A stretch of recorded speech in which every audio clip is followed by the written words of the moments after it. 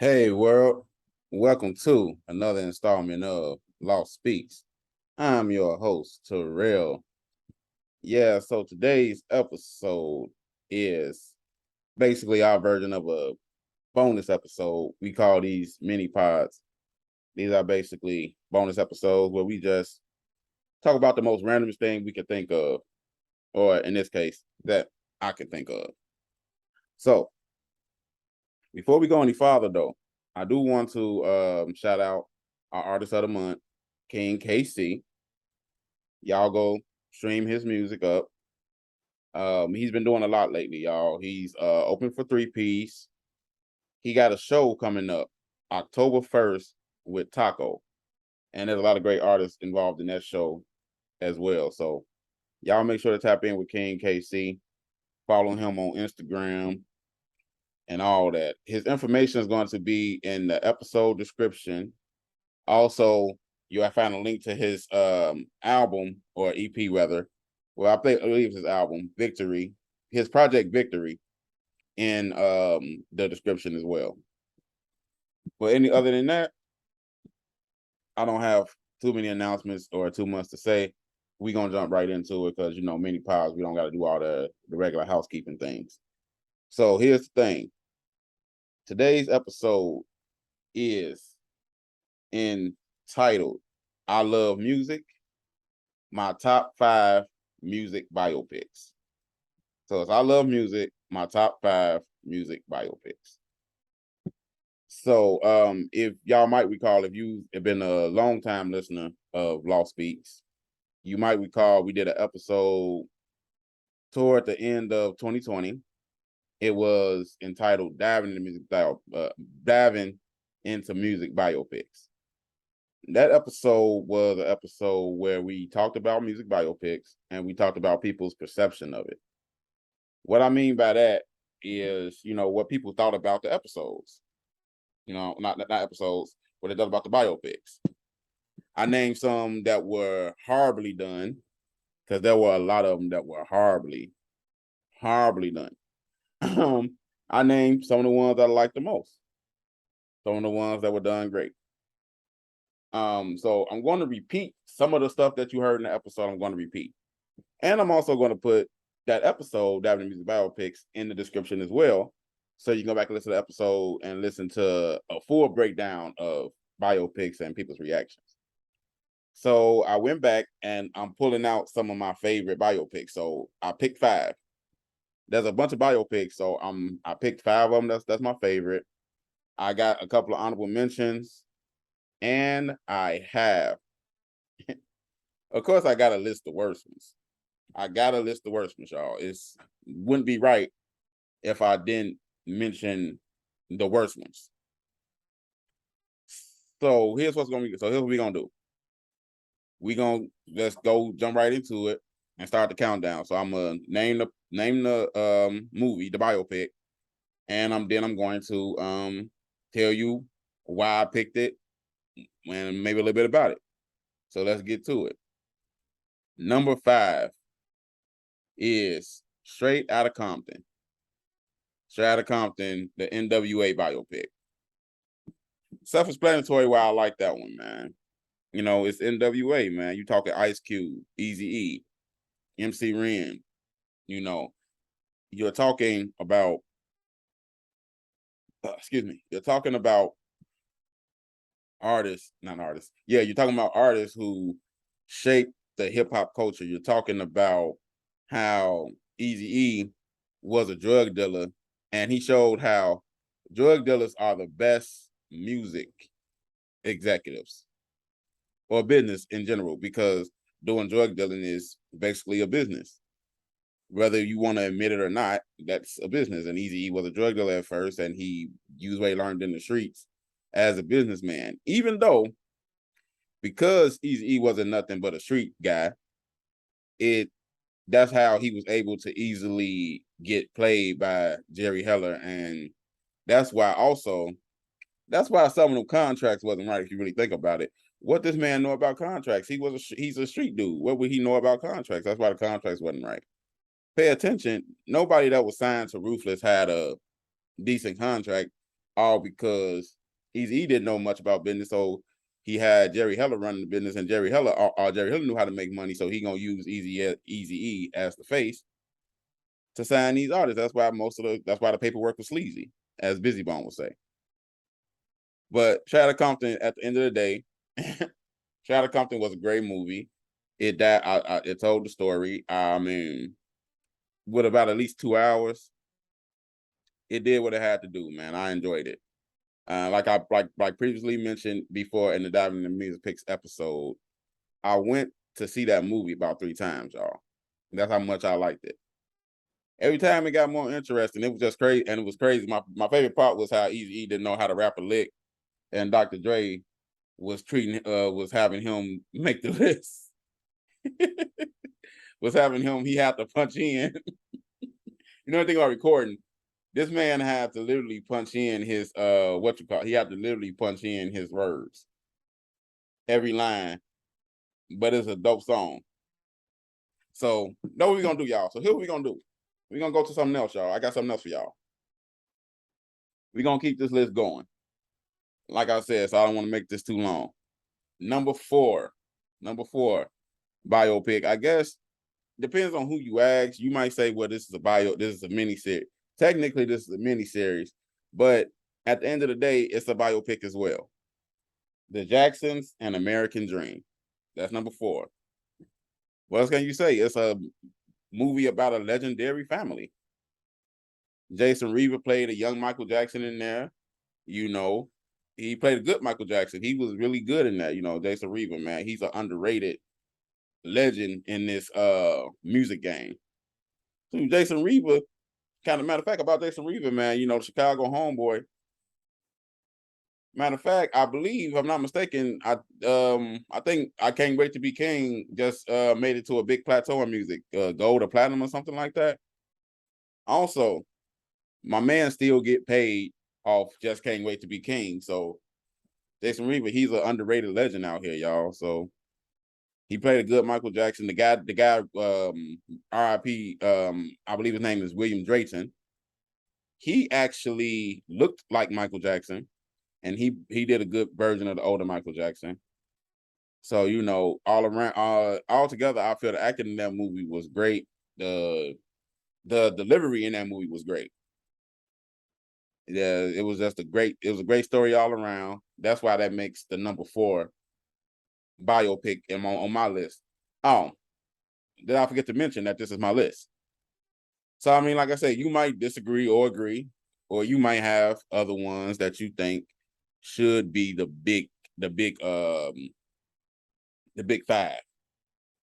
Anyway, but that's why that's why I picked the Jacksons, man, because the acting was phenomenal in that movie, man. The acting, man, the acting is what I really loved about that movie. The dramaticism, of course, the music. So, yeah, that's why that's number 4. I don't got much to say about it because, you know, it's on Tubi. That's a lot of the shows. Like, it's on Tubi. If you want to see it, the Jacksons movie is on Tubi. So you got some time to spare, go to Tubi and watch it, y'all. That movie is on Tubi. So we're gonna take a break from the list real quick, y'all. Unless I go too fast. So we're gonna take a break from the list because I want to go into some honorable mentions. Honorable mentions, y'all. These are ones who almost made the list, but I couldn't necessarily rank them properly.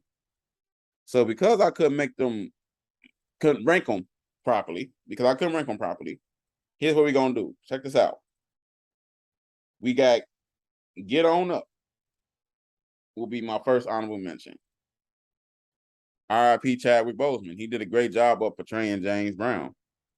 The voice, the mannerisms, everything about Chadwick's performance in the James Brown biopic Get On Up. I ain't got no complaints. I mean, I felt that at points the story was out of place at points. But other than that, it was a great depiction of James Brown. Because it was always, I remember a tidbit, like when it first was discussed, they wanted to do a James Brown biopic. They were trying to figure out who was playing him. Now, of course, I never imagined Chadwick Boseman playing James Brown. they went around with a lot of people. They was thinking like, oh, maybe somebody said Eddie Murphy, because Eddie Murphy actually not Eddie Murphy. Eddie Murphy actually basically played James Brown in Dreamgirls. Um, somebody said Leon because shit, Leon played everybody else. So somebody said Leon because Leon played everybody else. So that's one thing that we gonna talk about. But like I said, the only hang up I think a lot of people might have had with Chadwick Boseman in that movie is that he didn't necessarily look like James Brown, but he did method acting to another level. Who else we got on here? Living for Love, the Natalie Cole story. Now, if you don't know, that was on Tubi. I'm not sure if it's still on there. Living for Love, Natalie Cole story. It was directed by Robert Townsend. It was a great story. I like that movie, man. A lot of people might not even know that movie exists. That's the crazy part. I think that's the one movie that a lot of people might not know exists. But I believe it was based off Natalie Cole's book, and it was talking about how she had a whole change when her Nat King Cole died, and because she was so close with her father. And I like how it dived into how when she went into music, she didn't want to just go off the strength. The earlier part of her career was based off her not being Nat King Cole's daughter. She was booked at points as Nat King Cole's daughter, and she said, "No, I'm not gonna perform his music. What is wrong with y'all?" Oh, and Natalie Cole was a diva, y'all, but that's neither here nor there. But she didn't want to perform his music. She didn't want people to just take it because, oh, I'm Nat King Cole's daughter. I don't want y'all to. So she didn't want to basically go off his name. It wasn't until later in her career that she decided to do the Unforgettable thing with him. The Unforgettable, that remake the Unforgettable. Yeah, Music Love was know what I'm saying. The Unforgettable thing that she did with the little performance and him on the side, it was the tribute to her father. It was dope. It actually showed the argument with that and why she decided to finally embrace that, because she spent her whole life after he died not wanting to listen to his music or perform his music. It also showed how one of her biggest songs she didn't like. Not to get too much away about the movie. She didn't like This Will Be. She thought the words was crazy. You and Me, Yes Siree. Now she kind of disliked it. She liked the music, but she kind of disliked the lyrics. And that became one of her biggest songs. So, that's another reason why I like Biopics, because it shows you artistic freedoms of these different artists. We still on the honorable mentions, y'all. I got a couple of them. Selena ass. Selena, y'all. J-Lo embodied the character, did great. No complaints about that movie at all, y'all. Like, to this day, I still be like, I still like the scene where it showed her brother on the bus writing the song about come on the floor. Sorry, but I still like how he came up with that song or whatever, and I like how I like how it was put together, And when you talk about looking like the people, looking like the people. Now J Lo might have didn't look like Selena, but the guy that played the father show did. Um, she had her real backup singers playing the backup singers, but they did some really good casting in that movie. I'll just say they came really close. They got to play AB, they got to play the father, they got to play the mama. They came real close to the original people.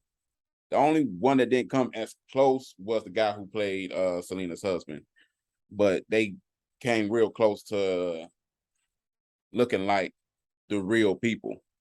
And the family was in love with J-Lo's portrayal because they say that J-Lo embodied Selena so much. They say she even hung on the couch like Selena would. So that's a good one. We got Crazy, Sexy, Cool, the TLC story. VH1 did a great job on that one. I mean, it told TLC story. Bravo to Keke Palmer coming out and her grown up run her, and I think that was Keke Palmer's like first role where she showed, okay, I'm not a kid star anymore. I think that movie helped Keke Palmer elevate from child star to adult actress. So shout out to that movie. And no matter how much y'all clown or we clown Lil Mama, she played the hell out of Left Eye, and she had the hardest job because she didn't have nobody to follow. I think even with these biopics, Any Father, if you can embody a character and not be able to sit down and talk to them and pick up their mannerisms, you're a good actor and you got the hardest job. But Left Eye did a great job playing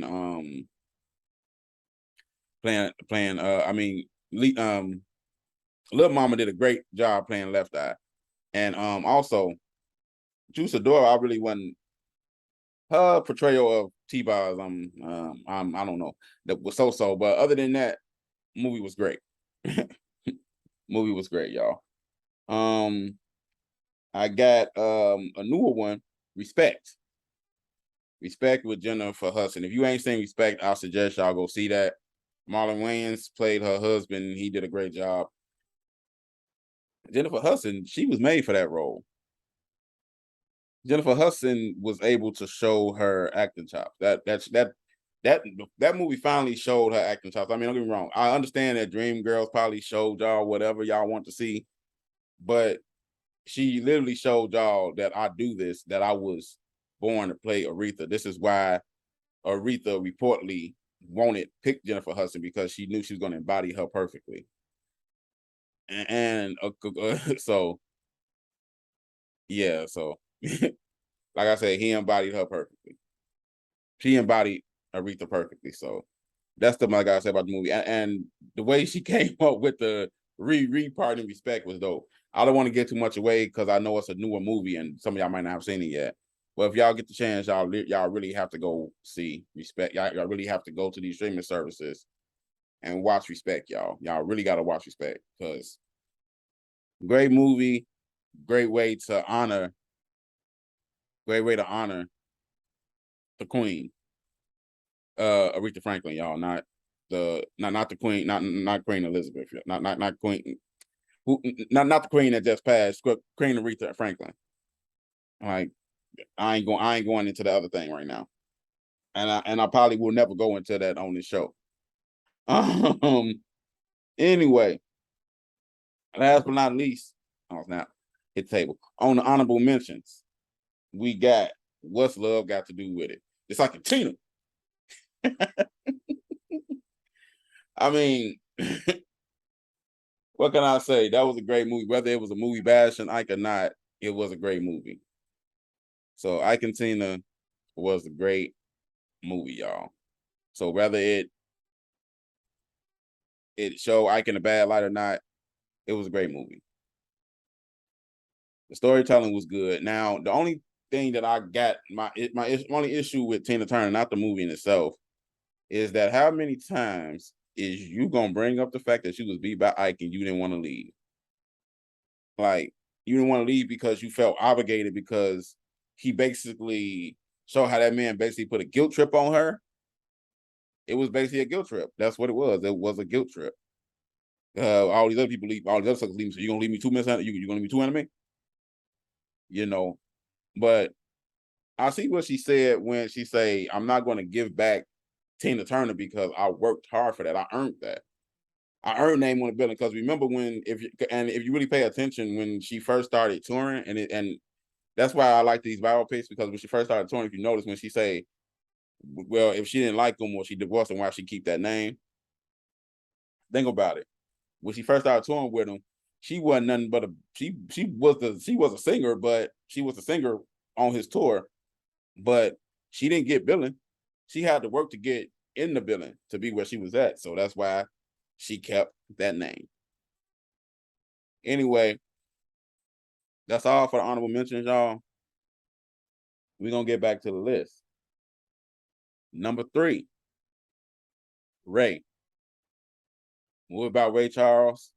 Jamie Foxx.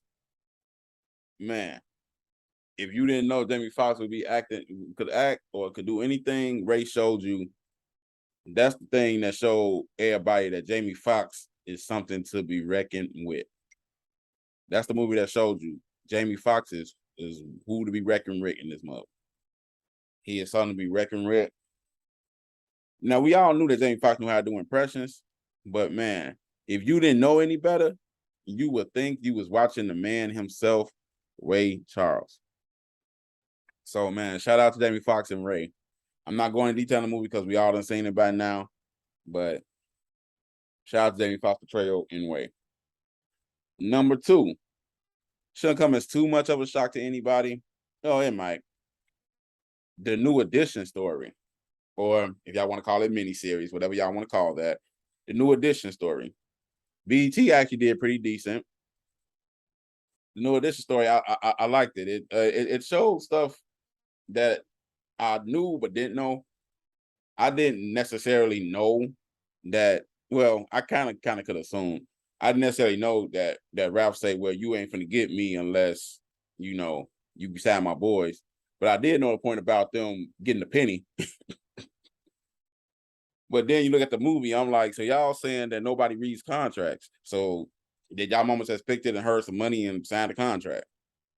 But I liked how it dived into like the different relationships of the members and how the industry was trying to single out Ralph Tresvant.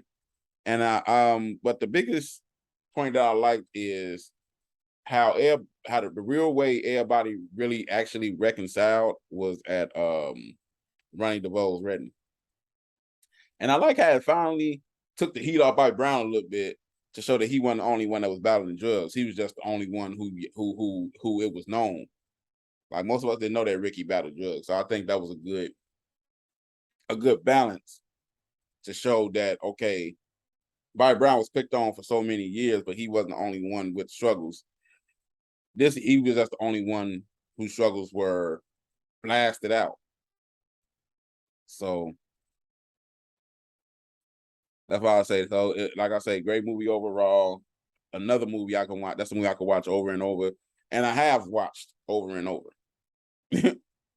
That is on Paramount Plus. So if you got Paramount Plus, y'all can watch New Edition movie. I believe the first part of New Edition movie is actually on is actually on Tubi, not Tubi, YouTube. All right, we finally got to the number 1 movie. I don't even got to look at my notes for the number 1 movie, because if you know me, to know me is to love me. But if you know me, y'all know the number 1 movie. The number 1 music biopic of all time from Terrell's eyes is the Temptations movie. Like, it should come as no shocker or no surprise to anybody. If you know me, you know that the Temptations movie is my favorite movie. I played out the VHS tape. I played out the DVD. The Temptations movie is available on Tubi now as well. That's the movie that no matter how many times I've seen it, I'm going to sit myself and calm myself down and sit down and watch it every time it comes on, or whenever I feel like watching the movie, because that, my people, my listeners, my followers, is, in my eyes, the best biopic of all time, of one of the greatest groups of all time. You can debate that there are greater groups. You can even debate that there are better biopics. But that movie is a classic. You can't deny the classicness of that movie. Even the lines in that movie. You can't deny that on the 3rd of September, we was all talking about that movie. Because you can't deny that the most famous line in the world in any movie is, "Ain't nobody coming to see you, Otis." You can't deny Leon's portrayal of David Ruffin. You can't deny Opa Babatunde's depiction of Berry Gordy. If you ain't known any better, you would think that was Berry Opa Babatunde. He's another underrated actor to me.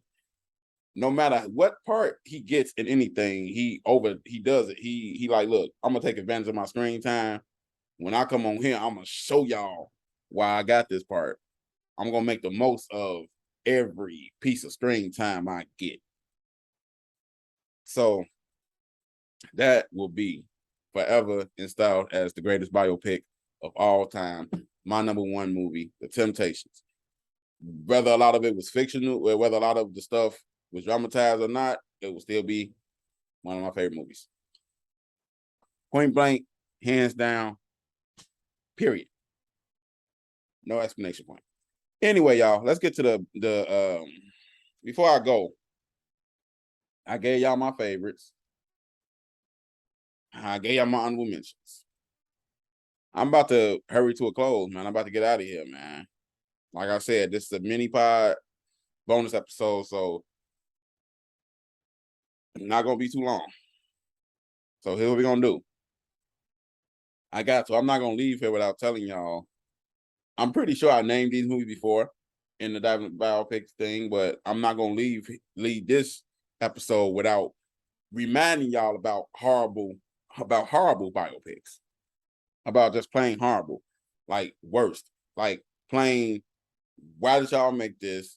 Go back to the drawing board. Y'all older fans of these people, new movies.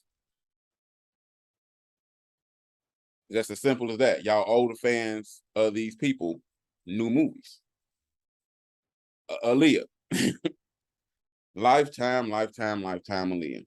If I said it before, I'm gonna keep saying this. Every time I talk about music biopics, I'm gonna bring this up. That movie was wrong and a disgrace. That movie was a disgrace to the fans. That movie was wrong to the family. That movie was just wrong.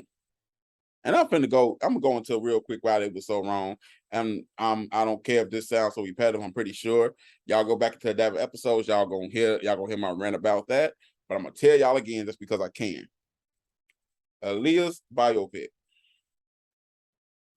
First of all, strike 1, 2, and 3. How did you make a movie about a music artist and you didn't use the music artist music? That is literally part of the music artist legacy. That is really why you're a fan of the music artist. You watch a music biopic, you want to hear the artist's music. If you couldn't use the artist's music, you shouldn't have made the dang movie. Because you only used 2 dang songs, and that's because the estate didn't own them.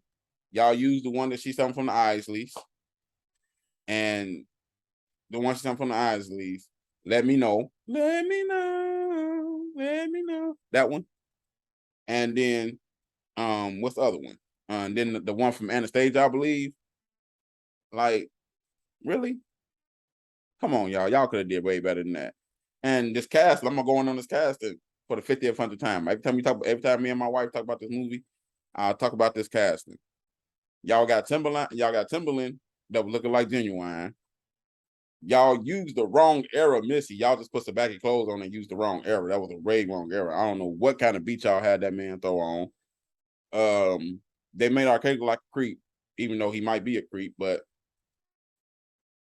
the guy looked like Joe. He didn't look like 90s R. Kelly. He was too dark. He looked like 90. He looked like a version of Joe, not a version of R. Kelly. Yeah, I don't know. Like that's it. I don't know. That's just a move, just a disgrace. Somebody out there, man, Aaliyah's family. If y'all can give the fans of Aaliyah a decent biopic with her music, with proper casting, using proper music from Timberland. Like, give us a proper biopic.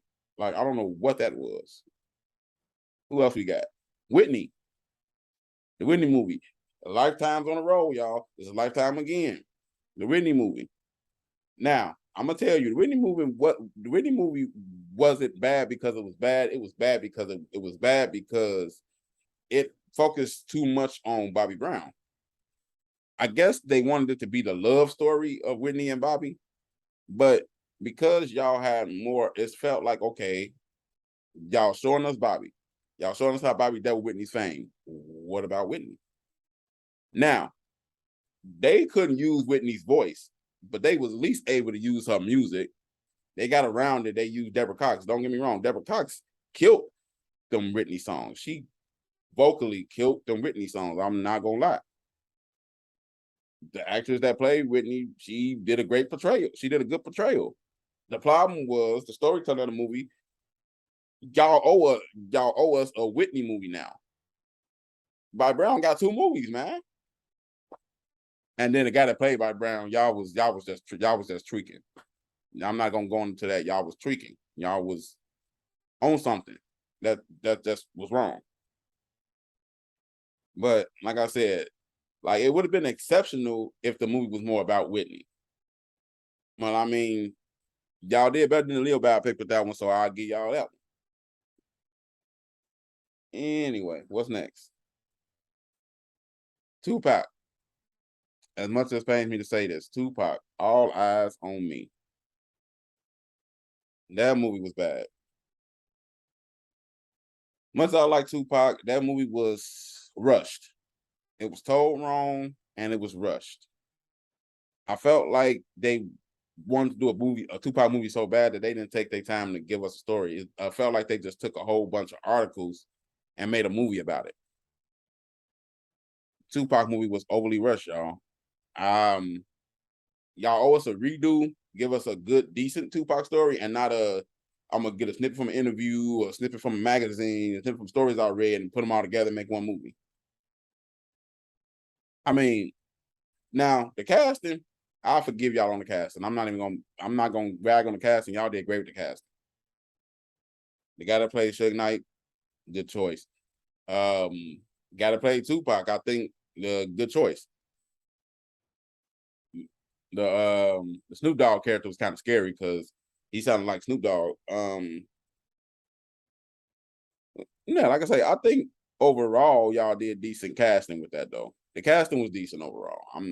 The guy that played Shock G, spot on, spot on, spot on. Like good casting, good choice of music. The problem with that one was I felt it was rushed and y'all just took a whole bunch of articles and threw them in there. Last but not least, or actually really least, the worst biopic that should have never, ever, ever, ever have been made. One that y'all should have never touched. Y'all should have left alone. That if y'all, even though y'all it was unnecessary, y'all didn't need to do a Michael Jackson movie at all. Y'all, I mean, he had American Dream. Y'all didn't have to do anything. Man in the Mirror. Flex Alexander as Michael Jackson. Who thought that was a great idea to make was y'all making fun of Michael? Like that was a parody movie? What was that?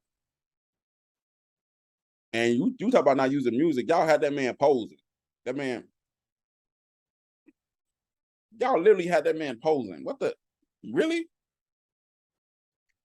What the fiction and what in the parody? That was ridiculous, y'all. I'm sorry, that's the most ridiculous-ish. Y'all silly. Go sit down. Whatever. Y'all should have made that movie. Don't ever touch. Don't ever have Flex Alexander play Michael Jackson ever again. Who thought that was a smart idea to touch? Don't do that. That was bad. That was just the worst. I'm not gonna forget that. If you want to talk about the worst biopic of all time, music biopic of all time, that is number one. That's the one that needs to be thrown in the garbage. And I was already iffy when they said Flex Alexander is Michael Jackson. But then when I looked at that and seeing that y'all really didn't come putting no music, this man turned around and posed, and all he's about to turn around and pose. And then y'all don't even play Man in the Mirror in the movie. But you know what, Matt? But I digress because I'm gonna get angry. Just think about it. That's why I said it for laugh. I ain't got nothing more to say, man. Hope y'all enjoyed the bonus episode. Make sure to look in the description for King KC Music because he's lost big stars to the month. Make sure y'all run his streams up. Man, I'll be back next week. We'll be back next week with a regular episode, back to regular program, back to playing the indie artists, back to the real topics. But man, I don't know. That Man in the Mirror movie. I don't know, man. Email us at the Law Speaks email and let us know what your favorite biopics is, what your worst, what you think the worst ones are, and let me know which ones you think. What's your top five? What should be in our, or what you think should be in the top five, or what biopic that I didn't mention that should be in the conversation. Let me know. I want to hear from y'all. Other than that, I'm out. This is Law Speaks. I've been Terrell. See y'all next week.